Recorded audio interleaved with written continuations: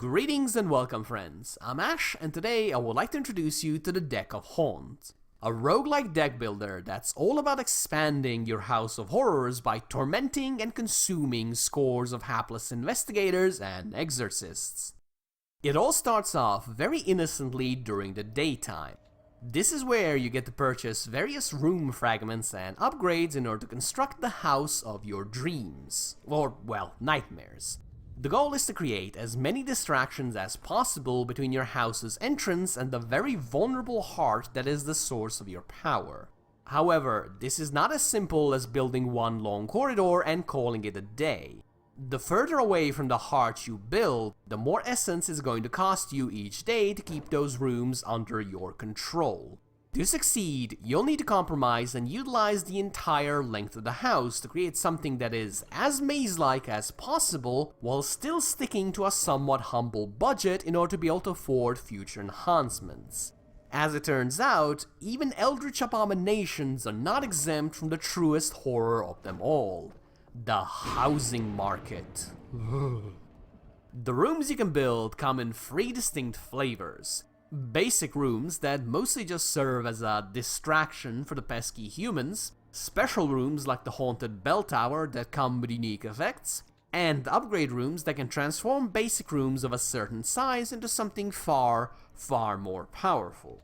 For example, a basic room that contains at least 6 tiles can be transformed into the weapons room, which doubles the amount of damage done inside of it.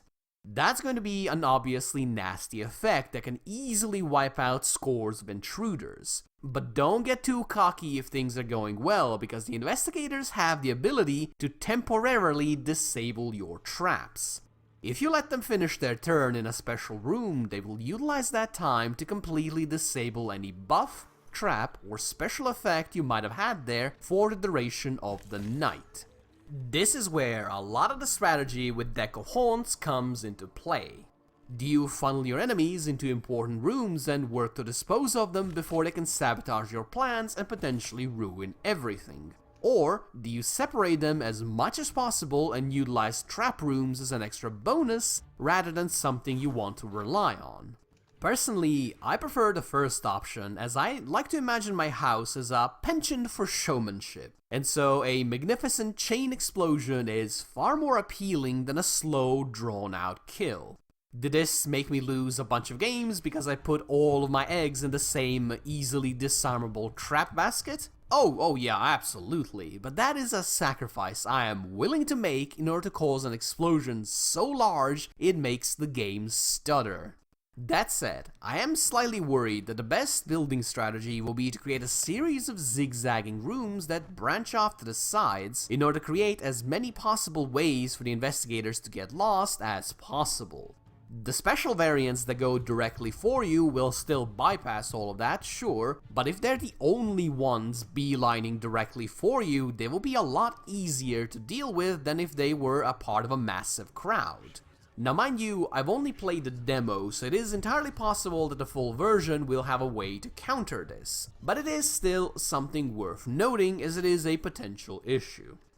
Once the construction is complete and the night starts to creep in, it'll finally be time to pounce. Well, you'll have to wait for people to slowly filter inside, but then it'll be the time to pounce. Depending on the cards you draw each turn, as well as your overall strategy, you'll be able to either kill any invaders by attacking them directly or by exposing them to enough horrifying things that they go stark raving mad. Killing them is better as you get yourself a nice little snack for later, but it does also come with a higher degree of risk. If any human walks into a room and sees it freshly redecorated with their friends' bits and pieces, they are going to start running away. And if they do get away, you'll not only be denied their delicious essence, but they'll also raise an alarm and make it so future incursions will be much stronger. If you play your cards right, both figuratively and literally, this can also be a benefit since a well-timed kill can spook any investigator that was just about to reach the heart and start doing damage to you. Driving someone insane is comparatively harder, especially in the demo build I tried out. The problematic enemies like the exorcist monks generally have more sanity than they do health. so trying to deal with them covertly is quite the tricky task. In order to drive these types of enemies insane, you'll first need to prime them by increasing the tension, usually by either showing them horrific imagery, having them haunted by ghosts, or just by doing the ye olde horror classic and sharply dropping the room temperature. Once they're on edge, any mental attack against them will be a lot more effective, sometimes even up to 5 times. You are somewhat limited in what you can do, however, as you only have 3 action points by default. AKA, you can only play 3 basic cards before you have to pass the turn and give the little humans a chance to mess up your plans. As you would expect from any card-based roguelike with this kind of system, there are obviously more expensive cards with more powerful effects you can find later down the line, as well as ways of gaining more AP so you can sling chairs at people all night long. Overall, it is a fairly simple system, and one that you've likely interacted with before if you're a fan of the deck builder genre. But it works, and it works well. Outside of the very beginning, there are rarely easy solutions to your problems, and so I've frequently found myself needing to stop and think things through, which is the truest horror of them all. Yet despite this, I also found myself losing a fair few runs, often because I failed to stop early investigators from escaping, which would then slowly snowball against me. This is by no means a complaint, as a roguelike needs to have a healthy degree of challenge in order to remain interesting in the long run. And so far, Deck of Haunt has managed to do that rather well. Oh, and speaking of which, Deck of Haunt also tries to spice each run up by letting you add one of 3 random cards to your deck every single night. These cards are all generally more powerful than the basic batch you start with, though they often come with some kind of a restriction you'll need to build around. For example, there is a series of cards that heavily punish isolated enemies, which is something that doesn't really happen all that much past the early game. So if you're running these types of effects, you'll need to redesign your house, and ideally grab a few extra displacement abilities to ensure that there is always someone in the group that thinks splitting up the party to cover more ground is a good idea. On the opposite end of the spectrum, you could also grab cards that explode rooms and deal damage to everyone inside of them.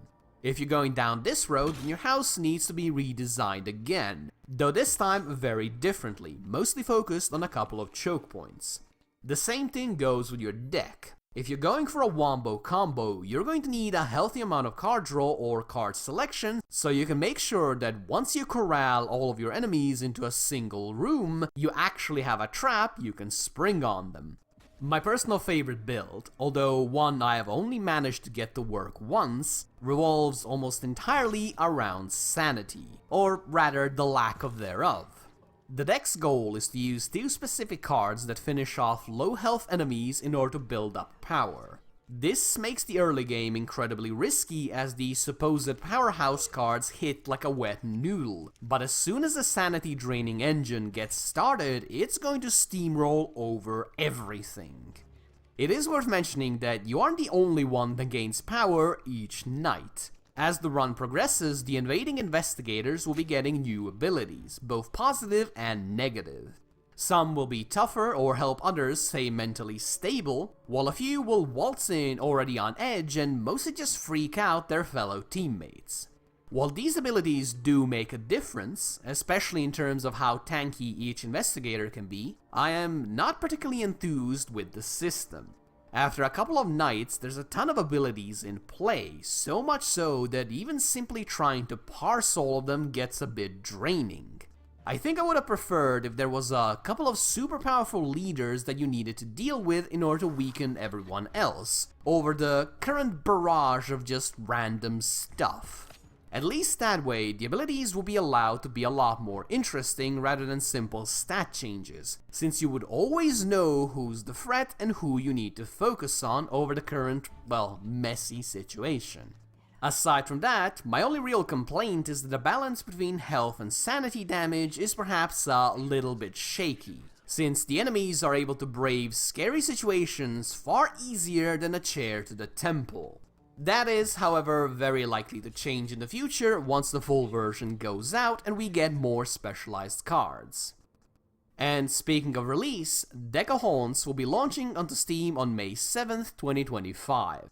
It is worth noting that this will not be an early access beta or anything like that, but rather a full, proper release. So if everything I've shown you looks like it's right up your alley, I would heartily recommend you check out the demo on Steam at the link that should, if I haven't been devoured by my house in the meantime, be displayed at the top right of your screen. I had a lot of fun with it, and I can only hope you will as well. Thank you for watching, and if you enjoyed this, or even if you didn't, please do let me know. If you'd like to see more, make sure to subscribe, hit the stupid bell, pet your house, and do whatever other nonsense you gotta do these days. Thank you for sticking to the end, and I hope you have a lovely day. Bye bye!